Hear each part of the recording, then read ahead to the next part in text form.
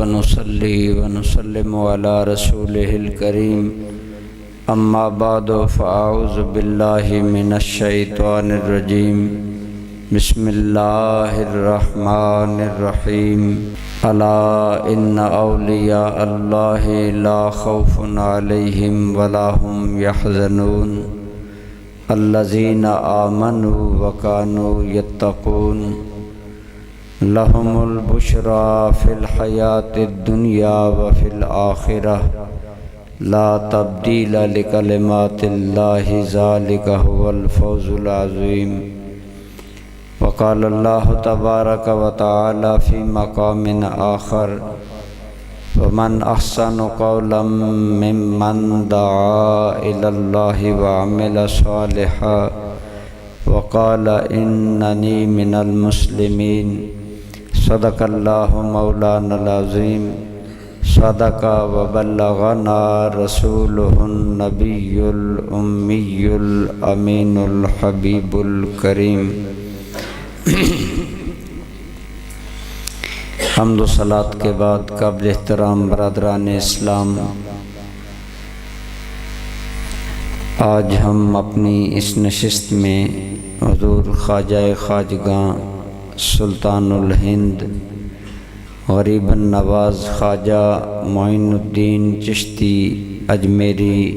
رحمۃ اللہ تعالی علیہ کا ذکر خیر کریں گے۔ آج چونکہ 6 رجب ہے اور 6 رجب کو ہی آپ کا یوم وصال اور یوم العرس ہے، اس مناسبت سے میرے ذہن میں خیال آیا کہ آپ ہمارے سلسلہ کے ہندوستان میں سرخیل ہیں۔ ویسے بھی اللہ تعالیٰ کے نیک بندوں کا جہاں ذکر ہوتا ہے وہاں اللہ کی رحمتیں اترتی ہیں، تو آپ چونکہ اللہ تعالیٰ کے نہایت محبوب بندے اور اولیاء اللہ کے سرخیل تھے، اس لیے آپ کا ذکر مبارک آپ کی خدمت میں پیش کیا جا رہا ہے۔ دوستان ذی قدر، اللہ تعالیٰ نے دین اسلام کو قیامت تک باقی رکھنے کے لیے بنایا ہے، لہذا اسی لیے اپنے حبیب کریم صلی اللہ علیہ وسلم کی بعثت کے بارے میں فرمایا هو الذی ارسل رسولہ بالہدی ودین الحق، وہی اللہ ہے جس نے اپنے رسول کو ہدایت اور دین حق دے کر بھیجا، لِیُظْہِرَہُ عَلَى الدِّینِ کُلِّہ، تاکہ اللہ اس دین کو سارے دینوں پر غالب کر دے۔ وَلَوْ کَرِہَ الْمُشْرِکُونَ، اگرچہ یہ بات مشرکوں کو ناگوار بھی گزرے تو اللہ یقیناً اپنے دین کو غالب فرمائے گا۔ اس دین کو قیامت تک غالب رکھنے کے اللہ تعالیٰ نے جو انتظامات فرمائے ہیں، اس میں ایک بات یہ ہے کہ اسلام کی تعلیمات اتنی ہمہ گیر ہیں کہ زمانہ لاکھ کروٹیں بدلے، جو بھی صورتحال ہوگی اسلام ہر حال میں انسانیت کی رہنمائی کرے گا۔ اسلام کی تعلیمات میں اتنی ابدیت اور اتنی آفاقیت ہے کہ ہر دور کے مسائل کا حل اسلام پیش کرتا ہے، اس لیے بھی لوگ اسے قبول کریں گے۔ اور ایک اس کے بقا کی وجہ یہ ہے کہ اللہ کریم مختلف ادوار میں اسلام کے اندر ایسے اپنے بندے پیدا فرماتا ہے اور ہمیشہ فرماتا رہا ہے، ہر صدی میں ہوتے ہیں اور قیامت تک ہوں گے، کہ جو اللہ کے دین کی دعوت کو ایک نئی تازگی اور نیا جوبن اور نیا وقار عطا کر دیتے ہیں۔ حضور سیدنا خواجہ معین الدین چشتی اجمیری رحمۃ اللہ تعالی علیہ بھی انہی اللہ تعالیٰ کے محبوب بندوں میں سے ایک ہیں جنہوں نے اللہ کے دین کو پھیلایا اور اس کے خصوصاً ہندوستان میں اس کی اشاعت کا آپ بہت بڑا سبب اور ذریعہ بنے۔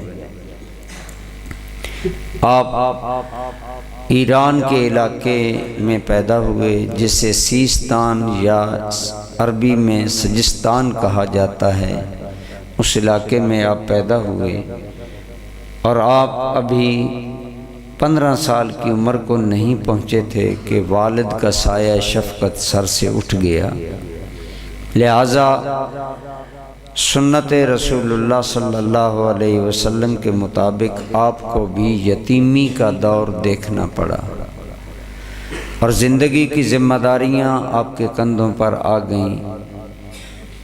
لیکن جلدی آپ کسی پریشانی اور گھبراہٹ کے بغیر ان ذمہ داریوں سے نکلے اور آپ کو والد گرامی کے بعد وراثت میں ایک پن چکی اور ایک باغ ملا تھا۔ آپ اس کی نگہبانی اور کام کرتے تھے اور اس سے روزی کماتے تھے۔ ایک دن آپ اسی باغ میں بیٹھے تھے کہ ایک بزرگ بڑی عمر کے آدمی آئے اور آپ سے اجازت طلب کی کہ بیٹا گرمی ہے، اجازت ہے میں تیرے باغ میں سستا لوں، تھوڑا سا آرام کر لوں۔ آپ نے فرمایا ٹھیک ہے۔ آپ نے نہ صرف آنے والے بزرگ کو باغ میں آنے کی اجازت دی بلکہ جب ان کی بزرگی ان کی حالت دیکھی، ادھر موسم کی شدت، تو انہیں چشمے کا پانی پیش کیا ٹھنڈا اور باغ میں سے کچھ پھل ان کی خدمت میں پیش کیا اور بڑی محبت کے ساتھ اس اللہ کے بندے کی خدمت کی۔ جب انہوں نے دیکھا کہ یہ بچہ بڑا باادب ہے، اس نے میری بڑی عزت اور خدمت کی ہے، تو ان کے دل میں شفقت پیدا ہوئی، تو جو انگور وہ کھا رہے تھے انہی انگوروں میں سے ایک چبایا گیا انگور اپنے منہ سے نکالا اور آپ کو دیا اور فرمایا کہ بیٹا اسے کھا لو۔ حضور خواجہ صاحب فرماتے ہیں کہ وہ انگور کھانے کی دیر تھی کہ میری دل کی دنیا بدل گئی، میرے دل کے اندر اللہ تعالیٰ کی محبت کا ایک جذبہ پیدا ہو گیا اور دنیا سے بے رغبتی اس طرح ہوئی کہ حضرت ابراہیم، اس بزرگ کا نام سیرت نگاروں نے لکھا ہے حضرت ابراہیم کندوزی، یہ وہ بزرگ تھے جو آپ سے ملے اور آپ کو اپنے منہ میں چبایا ہوا انگور عطا کیا، جس سے آپ کے دل کے اندر ایک جذب و مستی، ایک درد اور محبت الہی پیدا ہو گئی، دنیا سے بے رغبتی پیدا ہو گئی۔ وہ تو چلے گئے لیکن خواجہ صاحب بے چین رہنے لگے اور اس بے چینی میں آپ نے اپنا وہ باغ اور پنچکی وغیرہ فروخت کر کے اللہ کے راستے میں دیں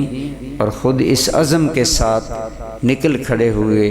کہ میں نے علم دین پڑھنا ہے اور اللہ تعالیٰ کے دین کی خدمت اور بقا کے لیے کام کرنا ہے۔ تو آپ وہاں سے نکل کر ان دنوں اسلامی امور، اسلامی علوم کا بخارا، سمرقند یہ علاقے گہوارہ تھے۔ آپ سمرقند تشریف لے گئے اور اس دور کے معروف عالم دین حضرت مولانا حسام الدین کے پاس آپ نے علم دین پڑھا۔ اسی طرح اور علماء کے پہلے آپ نے قرآن کریم حفظ کیا، پھر 6 سال مسلسل محنت کے ساتھ علم دین پڑھا اور علوم اسلامیہ میں کمال حاصل کیا۔ اس کے بعد جیسا کہ عموماً بزرگوں کی عادت ہے کہ ظاہری علوم کے بعد باطنی علوم کے لیے اہل اللہ سے ملاقات، اہل اللہ کی صحبت اور اہل اللہ کے پاس جانا، ملاقات کرنا، یہ ان کا طریقہ کار رہا ہے۔ تو آپ ان ظاہری علوم کی تکمیل کے بعد آپ نے مختلف علاقوں کی سیر کی، تو میں بڑے اختصار سے آپ کی زندگی کے بارے میں موٹی موٹی باتیں کرنے کے بعد آپ کی تعلیمات کے بارے میں چند باتیں عرض کروں گا۔ آپ کی ملاقات حضرت خواجہ عثمان ہارونی آپ سے ہوئی، جن کو بعد میں آپ نے اپنا شیخ اور پیر بھی تسلیم کیا اور ان کی بیعت فرمائی، ان کی صحبت میں رہے۔ ویسے اس دوران آپ نے بہت سے اہل اللہ سے ملاقات کی۔ حضور غوث اعظم سے بھی آپ کی ملاقات ثابت ہے، جو اہل سیرت نے لکھی کہ چند دن آپ حضرت غوث پاک کے پاس بھی رہے، اور ویسے بھی رشتے میں حضرت غوث پاک اور آپ کی والدہ قریبی رشتہ دار تھے، اور حضرت غوث پاک آپ کے ماموں لگتے تھے۔ اس حوالے سے بھی ملاقات ہوئی، اور اہل اللہ سے بھی ملاقاتیں ہوئیں، اور آپ کو اللہ تعالیٰ نے اس سلسلہ میں بھی بڑی روحانی ترقی عطا فرمائی۔ تو آپ مزید تکمیل کے لیے عرب شریف چلے گئے، اور وہاں ایک روایت میں آتا ہے کہ 3 سال تک آپ نے وہاں مدینہ شریف میں علوم اسلامیہ پڑھا ہے۔ مدینہ منورہ میں بھی حاضری اور قیام رہا، تو وہیں پر آپ کو خواب میں اشارہ ملا حضور نبی کریم صلی اللہ تعالی علیہ وسلم کی طرف سے کہ معین الدین تم اجمیر جاؤ اور وہاں دین کا کام کرو۔ بعض سیرت نگاروں نے یوں لکھا کہ خواب میں کہا گیا کہ اجمیر کی ولایت تمہیں دی گئی ہے۔ ولایت سے مراد ہے باطنی حکومت۔ جیسے یہ ظاہری ایک نظام ہے کہ حکومتیں آتی ہیں، ایسے باطنی طور پر بھی ایک نظام ہے جو اہل اللہ میں چلتا ہے، اور اس میں بھی علاقے تقسیم ہوتے ہیں۔ تو ارشاد ہوا کہ اجمیر کی ولایت تمہیں دی گئی ہے، وہاں جاؤ اور وہاں دین کا کام کرو۔ تو ان دنوں عرب شریف سے یا مدینہ طیبہ سے اجمیر شریف پہنچنا کوئی آسان نہیں تھا۔ یہاں یہ بات بھی یاد رہے کہ ان دنوں اجمیر مرکز تھا ہندوستان کا، کیونکہ وہاں یہ بڑا شہر تھا اور اسی کے اندر دارالحکومت تھا اس راجہ کا، جس کا نام تھا رائے پتھورا، جو بڑا مضبوط راجہ تھا اور اس کی حکومت بڑی مضبوط تھی، اور اس نے اجمیر کو اپنا دارالحکومت بنا رکھا تھا۔ اس لیے آپ کو اجمیر جانے کا حکم ملا، اور چونکہ یہ باطنی طور پر حکم تھا اور آپ مامور تھے کہ آپ جائیں اور کام کریں، لہٰذا ایک روایت میں یہ بھی آتا ہے کہ آپ کو خواب میں ایک انار کے ذریعے سارا راستہ اور اجمیر بھی دکھا دیا گیا۔ بہرحال آپ ظاہری اسباب میں جدہ آئے، جدہ سے آپ پھر اس علاقے میں وارد ہوئے، پہلے ملتان تشریف لائے، پھر لاہور، اور اس علاقے کی زبان سیکھنے کے لیے آپ 6 ماہ اس طرح، یعنی چونکہ ایک تو یہ ہوتا تھا کہ سفر پیدل یا عام سواریوں پر ہوتا تھا، لہٰذا آپ نے زبان بھی سیکھی اور یہاں سے فیضان بھی حاصل کیا۔ ایک بزرگ نے ان کے سامنے آپ نے یہ ارادہ ظاہر کیا کہ میں ہندوستان جانا چاہتا ہوں، تو انہوں نے فرمایا وہاں ایک اللہ کا شیر ہے، اس سے ڈرنا، یعنی اس کی عزت و توقیر کرنا۔ وہ اشارہ تھا حضور داتا صاحب کی طرف۔ تو آپ اسی طرح لاہور تشریف لائے اور داتا صاحب کی خدمت میں کچھ مدت، یعنی وہاں آپ کے مزار پر انوار پر چلہ کشی کی یا حاضری دی، اور وہاں سے باطنی فیضان حاصل کرنے کے بعد آپ اجمیر تشریف لے گئے۔ تو ان دنوں اجمیر پر رائے پتھورا کی حکومت تھی، جو بڑا مضبوط بادشاہ تھا، اور اس کی فوج بڑی مضبوط تھی۔ تو بہرحال آپ نے اپنا کام کرنا شروع کر دیا۔ یہ بات یاد رکھیں کہ جتنے بھی اہل اللہ کام کرتے ہیں وہ انسان ہوتے ہیں اور انسانی زندگی میں کام کرتے ہیں، انسانی ماحول میں کام کرتے ہیں اور انسانی زندگی کے تقاضوں سے گزر کر کام کرتے ہیں۔ یہ نہیں ہوتا جیسے عام عوام سمجھ لیتی ہے کہ ان کے کام کا سارا دار و مدار کرامات پر ہوتا ہے، لہٰذا کرامتوں کے ذریعے ہی وہ کلمہ پڑھاتے ہیں، کرامتوں کے ذریعے ہی وہ سارا کام کرتے ہیں۔ نہیں، جو ایک عام ضابطہ ہے شریعت کا، عبادت، ریاضت، نفس کشی اور یہ چیزیں، یہ ساری یہ بزرگان دین اختیار کرتے ہیں اور اسی طریقے سے آگے بڑھتے ہیں۔ آپ اجمیر میں جب تشریف لے گئے تو ابتداً آپ کے ساتھ بہت قلیل ساتھی تھے، بہت تھوڑے سے ساتھی تھے جن کو لے کر آپ نے وہاں پر ڈیرہ جمایا اور اپنا کام شروع کر دیا۔ آپ نے دیکھا کہ ہندوستان کے اندر ذات پات کی تقسیم ہے، یہ آپ نے کتابوں میں پڑھا ہوگا کہ ان کے اندر ان کی قوم 4 حصوں میں تقسیم ہے، براہمن سب سے بہتر اور اعلیٰ اور شودر سب سے کم تر۔ تو جو سب سے کم تر ہوتے ہیں انہیں وہ تقریباً انسان نہیں سمجھتے، اور براہمن کو خاص معاشرے میں اہمیت حاصل ہوتی ہے، انہیں مقدس، پاک اور اعلیٰ سمجھا جاتا ہے۔ تو اس طرح یہ ذات پات کی تقسیم تھی کہ چھوٹی قوم کا کوئی آدمی کسی بڑے آدمی کے پاس قریب پھٹک بھی نہیں سکتا تھا، بیٹھ بھی نہیں سکتا تھا۔ لیکن آپ جانتے ہیں کہ اس کے مقابلے میں اسلام کے اندر کوئی ذات پات کی تقسیم نہیں ہے، کوئی درجہ بندی نہیں ہے۔ اسلام کے اندر یہ کوئی بات نہیں ہے کہ یہ بڑے باپ کا بیٹا ہے یا یہ بڑی قوم ہے یا یہ چھوٹی قوم ہے۔ ہمارے آقا کریم کا تو درس مساوات یہ ہے کہ کلکم من آدم و آدم من تراب، تم سارے آدم کی نسل ہو اور آدم علیہ السلام کو مٹی سے پیدا کیا گیا۔ راہی فضیلت، درجہ بندی اور عزت، کسی عربی کو کسی اجمی پر کوئی فضیلت نہیں، کسی سرخ رنگ کے آدمی کو یا کسی سفید رنگ کے آدمی کو کالے رنگ کے آدمی پر کوئی فضیلت نہیں ہے الا بالتقوی۔ اگر فضیلت کا معیار ہے تو وہ صرف اور صرف تقوی ہے، جو اللہ سے زیادہ ڈرنے والا ہے، جو پرہیزگاری اختیار کرنے والا ہے۔ لہٰذا حضور خواجہ صاحب نے اپنی تعلیمات اسی انداز میں شروع کی کہ آپ نے جہاں ڈیرہ لگایا آپ کے پاس سارے لوگ ملنے آتے، آپ ان سے ملاقات فرماتے، اور جو خصوصاً جنہیں چھوٹی قومیں سمجھا جاتا تھا انہیں حضور خواجہ صاحب بڑی شفقت عطا فرماتے، اپنے قریب کرتے۔ جب انہوں نے دیکھا کہ ہمیں تو ہندو انسان تک نہیں سمجھتے اور اپنے قریب پھٹکنے نہیں دیتے، لیکن یہ انسان بڑی شفقت اور محبت کے ساتھ ہمیں اپنا قرب عطا کرتا ہے اور پھر بڑی شفقت اور رحمت سب کے ساتھ برابر ہوتی ہے، تو آپ نے اسلام کا یہ ذات پات سے جو بالا تر مساوات انسانی اور تمام انسانوں کو ایک جیسا سمجھنا ہے، یہ آپ نے طریقہ اختیار کر کے لوگوں کو اپنے قریب کیا، اور ساتھ دعوت اللہ، انہیں اسلام کی طرف اور دین کی طرف آپ دعوت دیتے۔ تو اس طرح آپ نے آہستہ آہستہ وہاں پر اپنا کام شروع کیا۔ تو آپ کی ذات چونکہ کامل ذات تھی،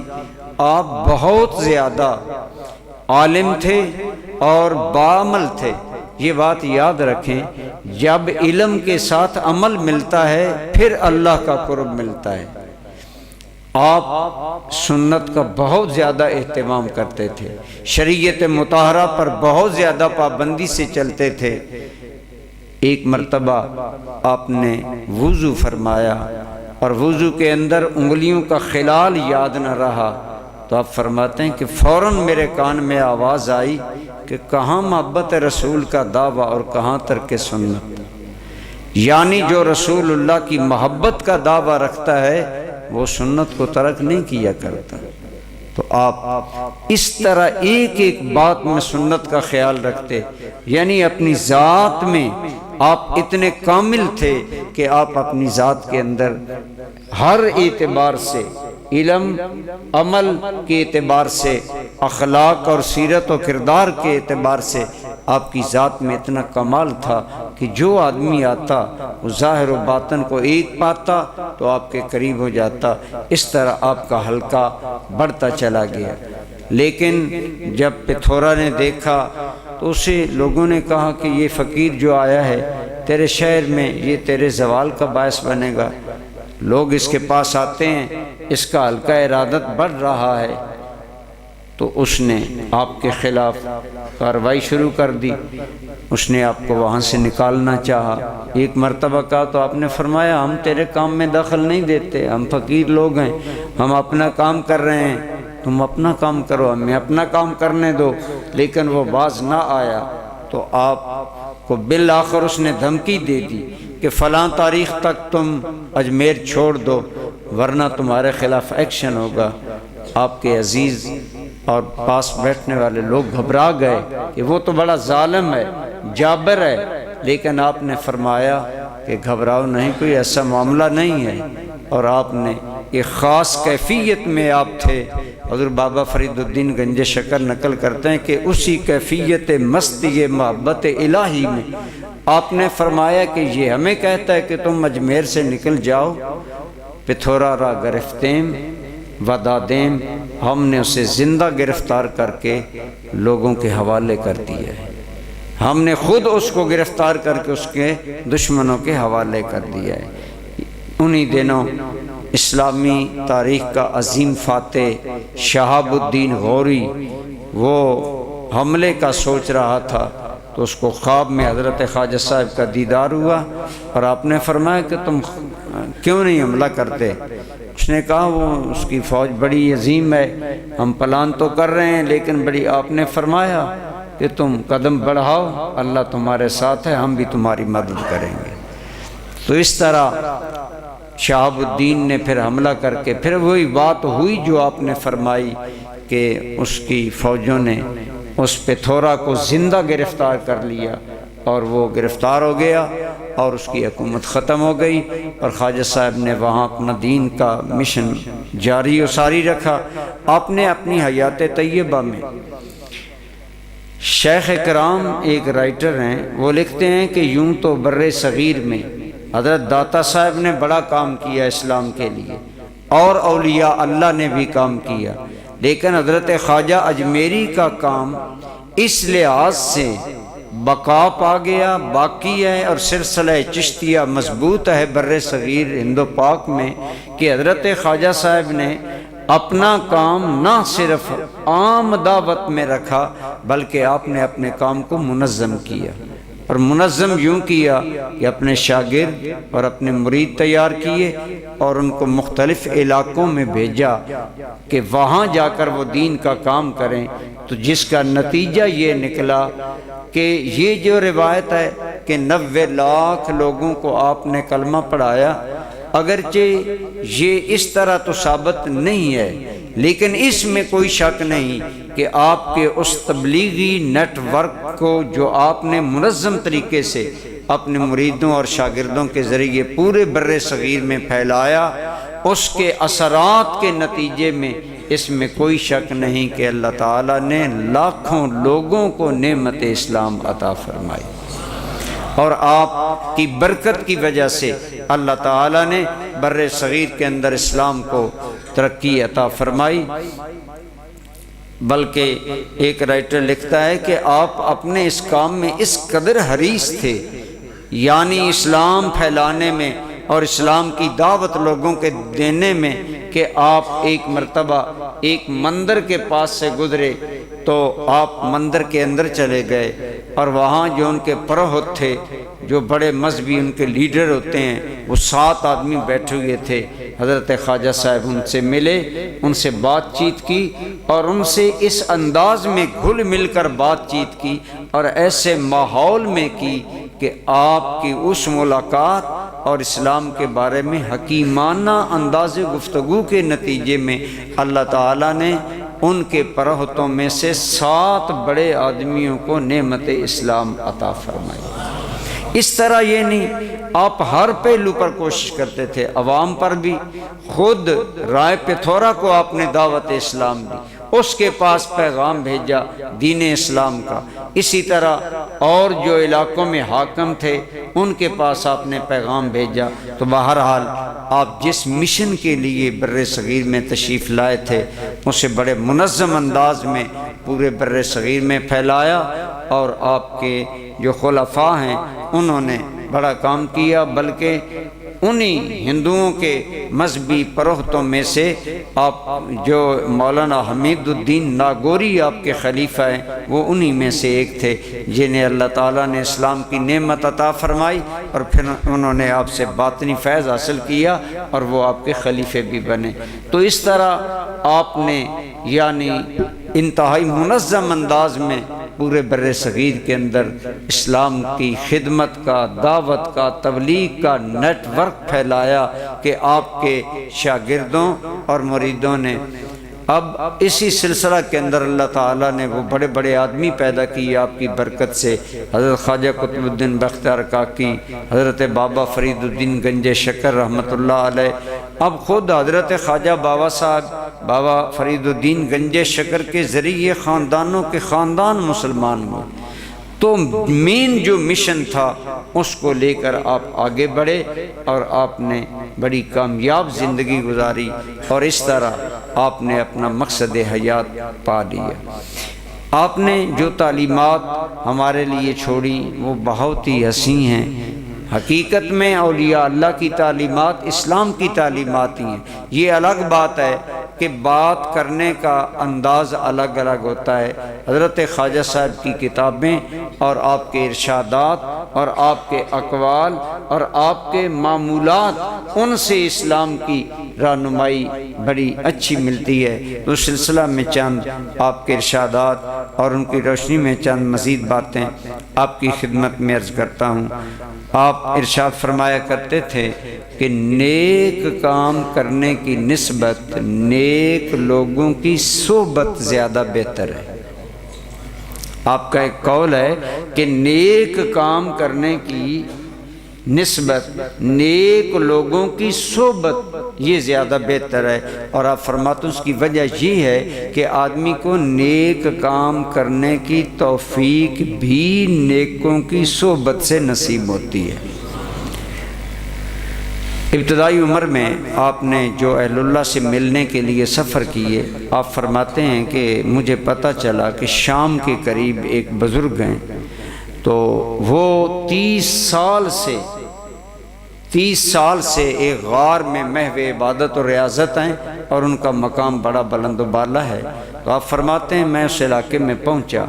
تو چونکہ آپ فرماتے ہیں کہ مجھے نیکوں کی صحبت اختیار کرنے اور بیٹھنے کا بڑا شوق تھا، تو میں نے ان کی تلاش میں نکلا، انہیں ملا۔ تو فرماتے ہیں بہت ان کی عمر زیادہ تھی، اور ان کے باطنی تصرف کا یہ عالم تھا کہ جب میں ان کو ملنے گیا تو میں ششدر ہو گیا کہ 2 شیر ان کی خدمت میں عاجزانہ بیٹھے ہیں۔ میں دور کھڑا ہو گیا تو آپ نے مجھے دیکھ لیا۔ تو ان بزرگوں کا نام جو کتابوں میں آتا ہے وہ ہے شیخ احمد محمد الواحد غزنوی۔ یہ بزرگ تھے وہ شیخ احمد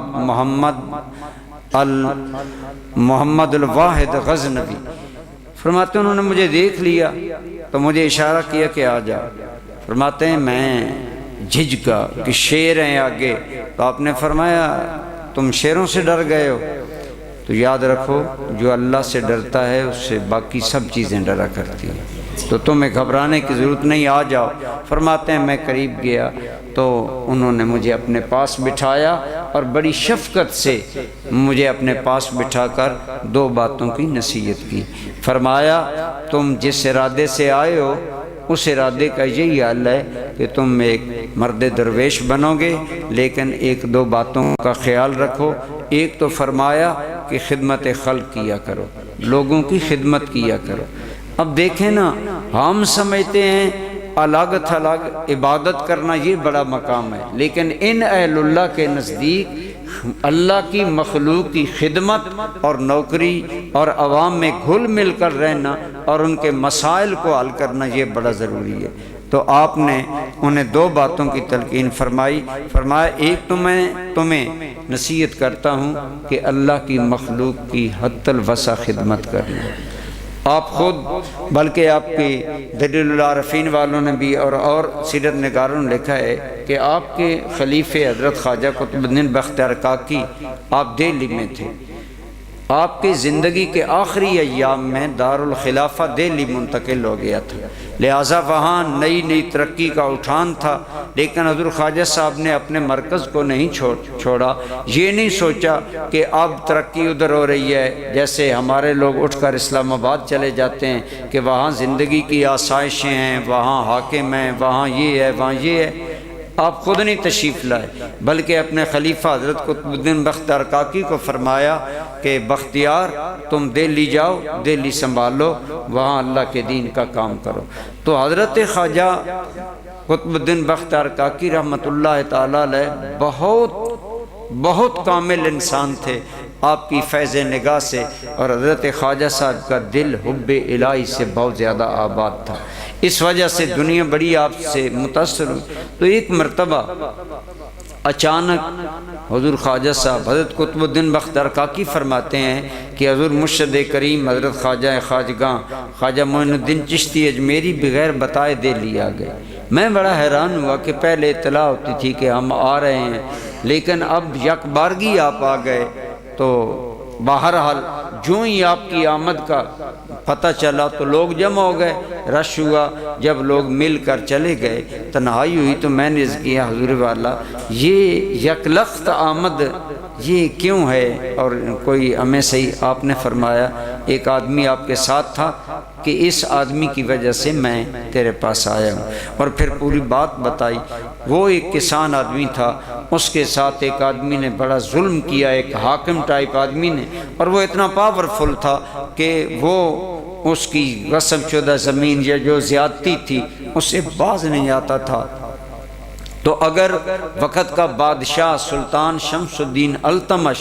اگر وہ مداخلت نہ کرتا تو اس کسان کا کام نہ ہوتا۔ تو وہ آپ نے فرمایا یہ کسان میرے پاس گیا ہے کہ فلاں حاکم نے اس کے ساتھ یہ ظلم کیا ہے، اور اس کا مداوع صرف بادشاہ وقت کر سکتا ہے، اور وہ سلطان شمس الدین التمش آپ کے مرید خواجہ قطب الدین بختیار کاکی کا مرید تھا۔ لہٰذا آپ نے فرمایا ہم تیرے پاس آئے ہیں اور اس کا کام کرنے آئے ہیں۔ تو انہوں نے کہا حضور کسی خادم کو حکم دے دیتے، اسی کو آپ حکم دیتے، یہ تو کوئی ایسا کام نہیں ہے۔ سلطان شمس الدین التمش انتہائی نیاز مند مرید تھا حضرت خواجہ قطب الدین بختیار کاکی کا، اسے تو اشارہ چاہیے تھا اپنے پیر کا۔ تو آپ نے حضرت خواجہ قطب صاحب نے عرض کیا کہ حضور والا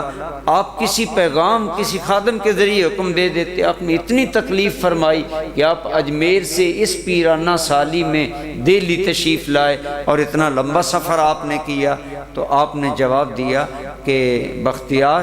دراصل بات یہ ہے کہ کسی مسلمان مظلوم کی امداد کرنا اتنا بڑا نیک عمل ہے کہ معین الدین کو اس کے لیے سفر کرنا چاہیے تھا۔ تو آپ نے ان بزرگوں کی اس بات کو عملی طور پر یاد رکھا کہ خدمت خلق کرنا، اللہ کی مخلوق کی خدمت۔ تو حضرت قطب صاحب نے اشارہ دیا تو سلطان شمس الدین حاضر ہو گیا، اور اس نے کہا حضور والا یہ بھی ایسی کوئی بات نہیں، وہ کام ہو گیا۔ تو عرض یہ ہے کہ ہمارا ایک فارسی کا شعر ہے، طریقت بجز خدمت خلق نیست، کہ طریقت خدمت خلق کے بغیر کچھ نہیں۔ لہٰذا جس آدمی کے اندر جتنی کسی اللہ کے بندے کی خدمت، کسی اللہ کے بندے کی تعاون اور کوئی سپورٹ بندہ کر سکتا ہو وہ کرنی چاہیے، یہ اللہ کے نزدیک بڑا مقام ہے۔ آپ فرماتے ہیں وہ بزرگ حضرت شیخ احمد محمد الواحد غزنوی نے ایک مجھے یہ بات فرمائی کہ ایک تو خدمت خلق اپنا شعار بنانا، اور دوسری بات یہ ہے کہ نماز کا خاص خیال رکھنا، نماز کا اہتمام کرنا۔ اور فرمانے لگے کہ ساتھ ہی انہوں نے مجھے فرمایا لوگ یہ سمجھتے ہیں کہ کہ میں 30 سال سے یہاں اتنی بڑی عبادت کر رہا ہوں اور اتنا بڑا عبادت گزار ہوں، لیکن آپ نے فرمایا معین میں تمہیں بتا رہا ہوں کہ میں 3 سال سے ایک ڈر میں ہوں، ایک خوف میں ہوں، اور وہ خوف یہ ہے کہ میں جب بھی نماز پڑھتا ہوں تو میں نماز پر غور کرتا ہوں کہ اس میری نماز کے اندر میری نماز کا کتنا حصہ اللہ کے لیے ہے۔ فرمایا میں 30 سال سے اس خوف اور ڈر میں ہوں کہ کیا ان 30 سالوں میں کوئی نماز ایسی ہے جو میں نے فل اللہ کے لیے پڑھی ہو۔ تو آپ نے فرمایا کہ میں تمہیں بھی تلقین کرتا ہوں کہ نماز کا اہتمام کرنا اور نماز کا خیال رکھنا۔ اسی لیے حضرت شاہ عبدالحق محدث دہلوی رحمۃ اللہ تعالی علیہ نے یہ اخبار الاخیار میرے سامنے پڑھی ہے، اس کے اندر میں آپ کا آج قول پڑھ رہا تھا۔ آپ خود حضور خواجہ خواجگاں فرمایا کرتے تھے کہ لوگ قرب الہی کے طالب ہیں تو قرب الہی کا سب سے بڑا ذریعہ نماز ہے۔ اللہ کریم کا قرب پانے کا سب سے بڑا ذریعہ نماز ہے، لہٰذا جو آدمی جتنے اہتمام سے نماز ادا کرتا ہے اور جتنی اچھی نماز ادا کرتا ہے اور جتنی توجہ سے نماز ادا کرتا ہے اتنا ہی اسے اللہ تعالیٰ کے قرب خاص میں اعلیٰ مقام ملے گا۔ تو آپ فرماتے ہیں اسی طرح تو ایک آپ کا ارشاد یہ ہے تو نیکوں کی صحبت نیک کام کرنے سے بہتر ہے، کیونکہ نیکی کی توفیق نیکوں کی صحبت سے ملتی ہے۔ اسی لیے اگر آپ کے حالات زندگی پڑھیں تو اس کے باوجود کہ آپ 2 طرفہ سید تھے، آپ والد کی طرف سے حسینی سید تھے اور والدہ کی طرف سے حسنی سید تھے۔ آپ کے والد بھی بہت بڑے وقت کے علامہ اور اللہ کے ولی تھے، آپ کا گھرانہ سادات کا تھا، لیکن اس کے باوجود آپ سینکڑوں صالحین سے ملے، سینکڑوں صالحین سے جا کر ملاقاتیں کی اور ان سے فیض حاصل کیا۔ تو ایک آپ کے ارشادات میں یہ بات ملتی ہے کہ آپ فرماتے ہیں نیکوں کی صحبت اختیار کرنے سے آدمی کو نیکی زیادہ ملتی ہے۔ آپ کا ایک بڑا ہی حسین شعر ہے، آپ فرماتے ہیں کہ گرد مستاں گرد گر میں کم رسد بوئے رسد، گرد مستاں گرد گر میں کم رسد بوئے رسد، بوئے او گر کم رسد رویت ایشاں بسست۔ اس کا معنی یہ ہے، آپ فرماتے ہیں کہ گرد مستاں گرد، ان مستوں کے آس پاس رہا کرو، یہ جو اللہ کی محبت میں مست لوگ ہیں نا ان کے آس پاس رہا کرو، ان کے قریب آیا جایا کرو، ان کے قریب رہا کرو۔ ان کے قریب آنے سے آپ فرماتے ہیں تمہیں اگر وہ محبت الہی کا شراب نہ بھی ملے تو اس کی خوشبو ضرور ملے گی۔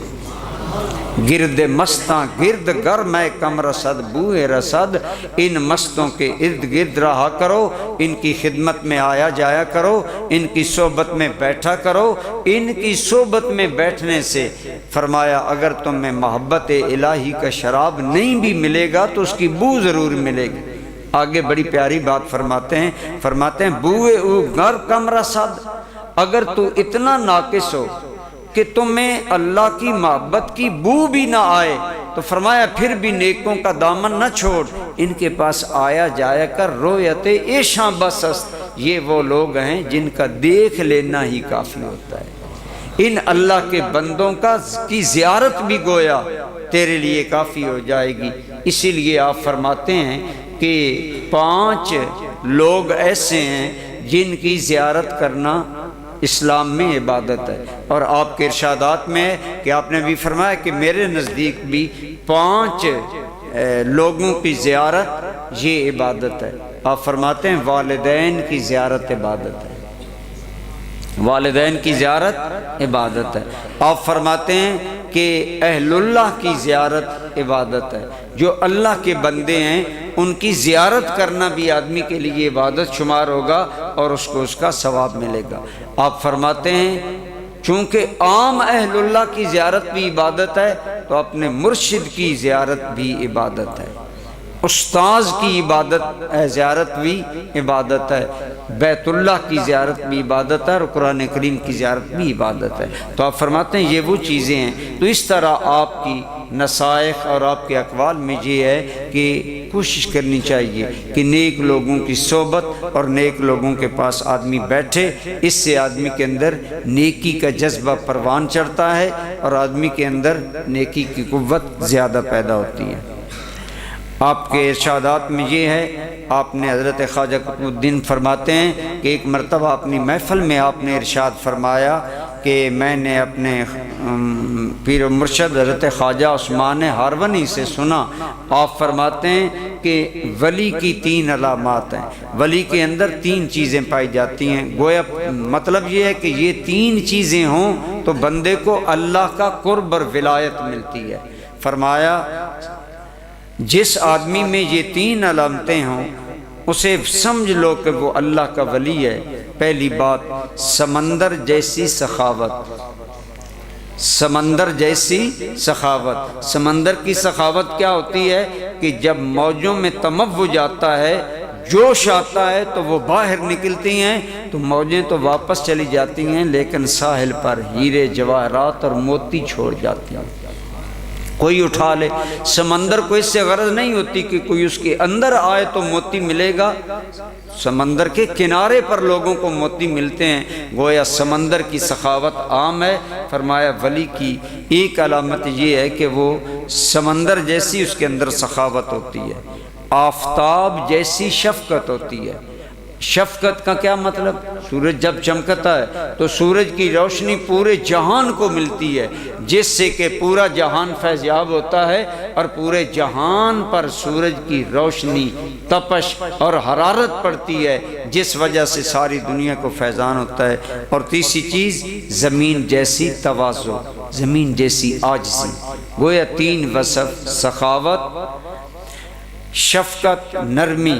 اور تواضع، یہ 3 چیزیں بندے کو اللہ کی ولایت اور قربت عطا کرتی ہیں۔ آپ کا یہ ارشاد ہے اور یقیناً اہل اللہ کے ارشادات میں برکت ہے۔ اگر ہم ان پر عمل کریں گے تو یقیناً یہ چیزیں ہمیں حاصل ہو سکتی ہیں۔ تو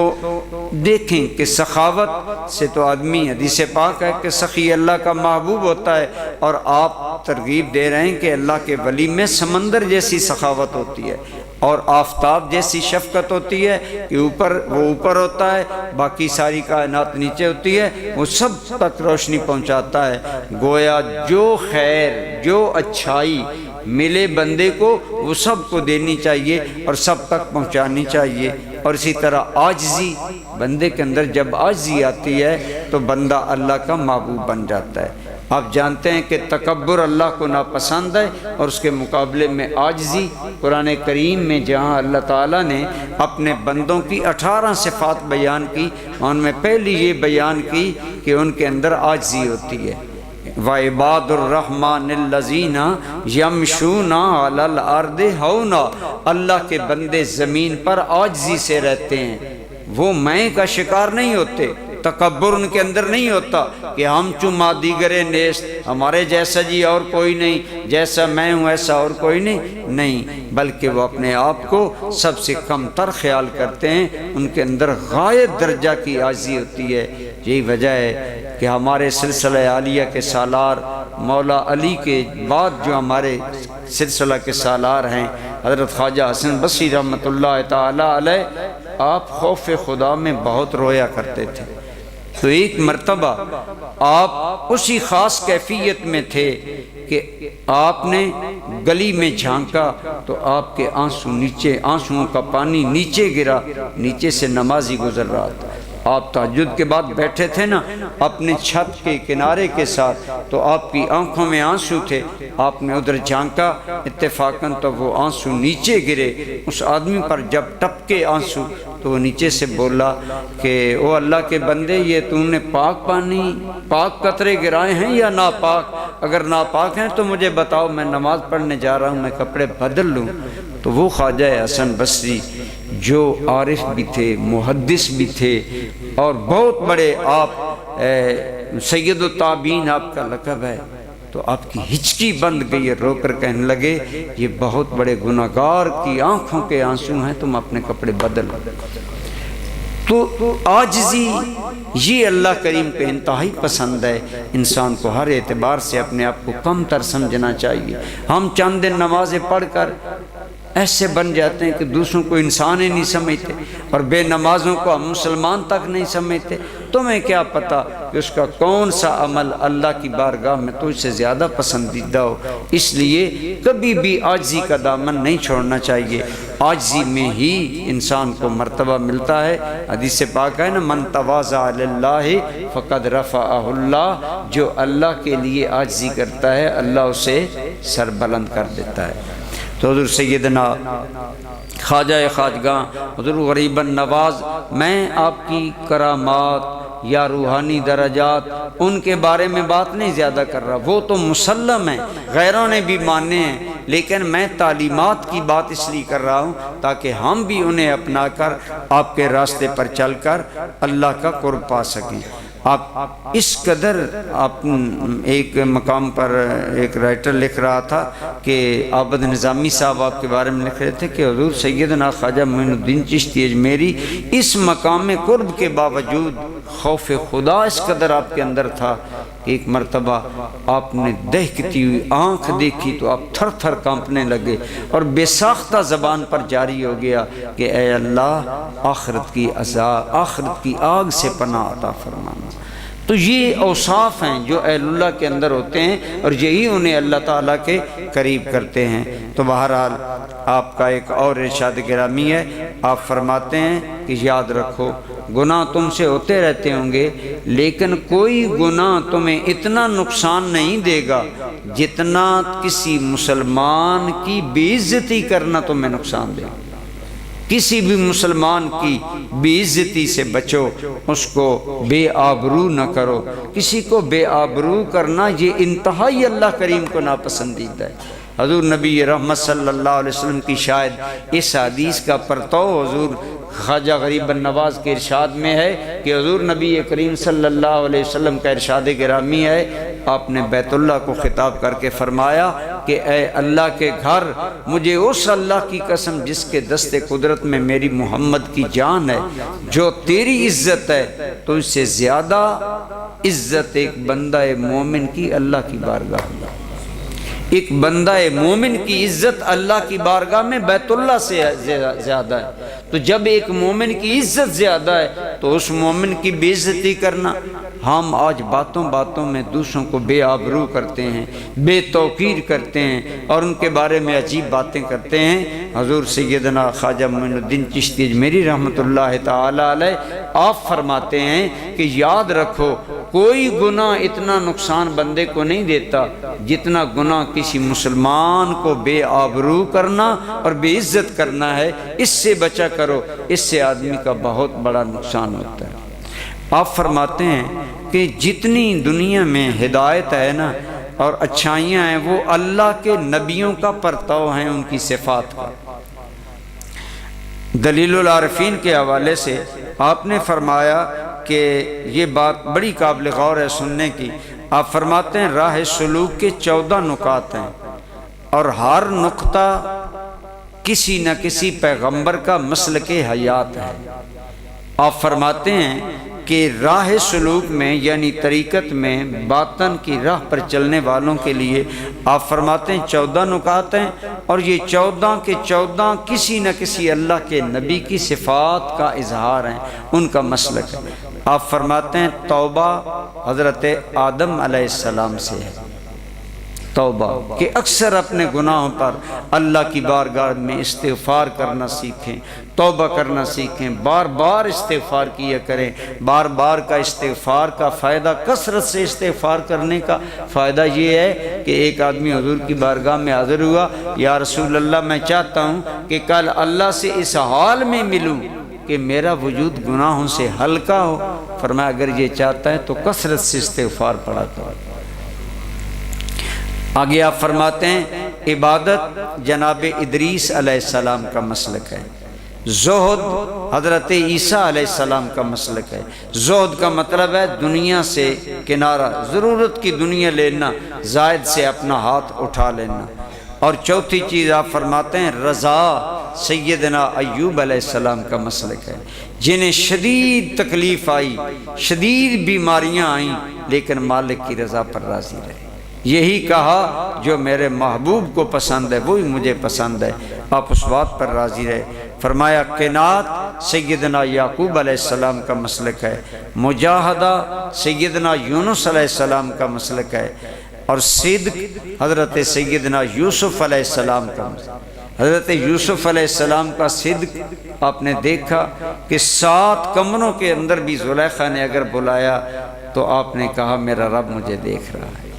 یہ نہیں ہو سکتا ہے کہ میرے کسی عمل میں کوئی۔ اسی طرح تفکر یہ شعیب علیہ السلام کا مسلک ہے، اور استرشاد رہنمائی لینا یہ شیس علیہ السلام کا ہے، اور اصلاح یہ داؤد علیہ السلام کا ہے مسلک، اخلاص نوح علیہ السلام کا ہے۔ کتنا خلوص تھا کہ 950 سال تک لوگوں کو اللہ کی طرف بلاتے رہے اور گھبرائے نہیں، اور خلوص کے ساتھ اپنا کام کرتے رہے۔ شکر جناب ابراہیم علیہ السلام کا شیوہ ہے، معرفت جناب خضر علیہ السلام کا شیوہ ہے، اور آپ فرماتے ہیں محبت شیوہ ہے سید المرسلین حضرت محمد الرسول اللہ صلی اللہ علیہ وسلم کا۔ تو گویا اللہ سے محبت اور اللہ کی مخلوق سے محبت یہ ہمارے آقا کا شیوہ ہے۔ اگر ہم یہ اپنائیں تو یقیناً ہم ان باتوں کے نتیجے میں اللہ کا قرب حاصل کر سکتے ہیں۔ وہ انسان جس کا دل اللہ کی محبت سے سرشار تھا، خواجہ معین الدین چشتی اجمیری، ساری زندگی دنیا میں اللہ کی محبت، اللہ کے رسول کی محبت اور اللہ کے دین کی محبت بانٹتے، تقسیم کرتے، لوگوں کو سکھاتے گزار دی۔ تو جب آپ کا آخری وقت آیا تو آپ کا وصال مبارک ہوا تو دیکھا گیا کہ آپ کے ماتھے پر عبارت ابھری ہوئی ہے کہ ماتا حبیب اللہ ہے ماتا فی حب اللہ، یہ اللہ کا حبیب اللہ کی محبت میں دنیا سے چلا گیا۔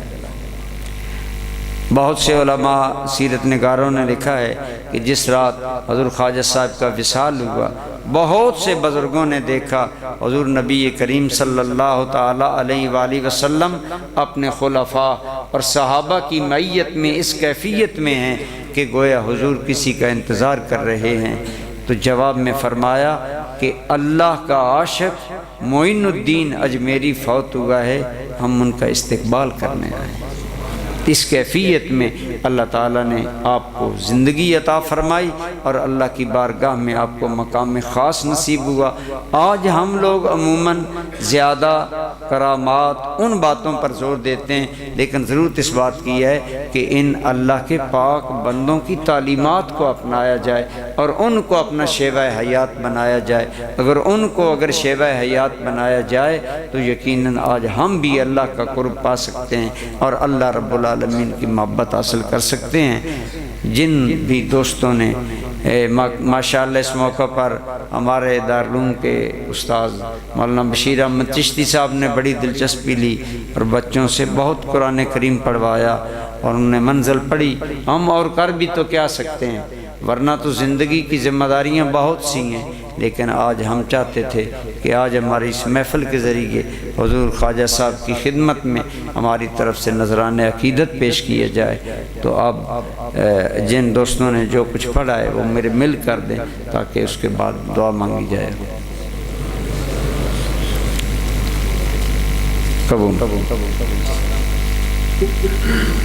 کوئی مہینے کے ماشاءاللہ شہری دوستوں میں سے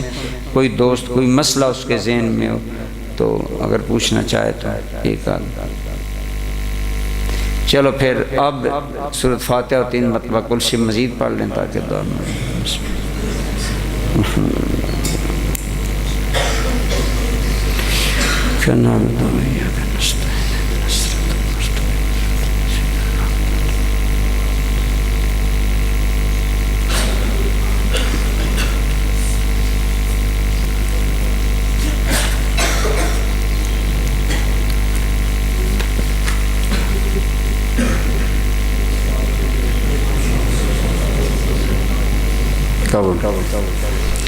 الحمدللہ رب العالمین، الصلاۃ والسلام علی سید الانبیاء والمرسلین وعلی آلہ وصحبہ اجمعین۔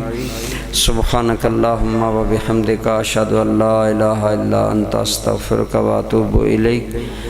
ربنا تقبل منا انک انت السمیع العلیم وتب علینا انک انت التواب الرحیم۔ یا الہ العالمین، جو کلام پاک طلباء نے پڑھا، جو حاضرین محفل نے پڑھا، جو میں نے آیات طیبات تلاوت کی، اور جو کچھ بھی حاضری ہوئی، یا رب العالمین اپنی بارگاہ میں قبول فرما۔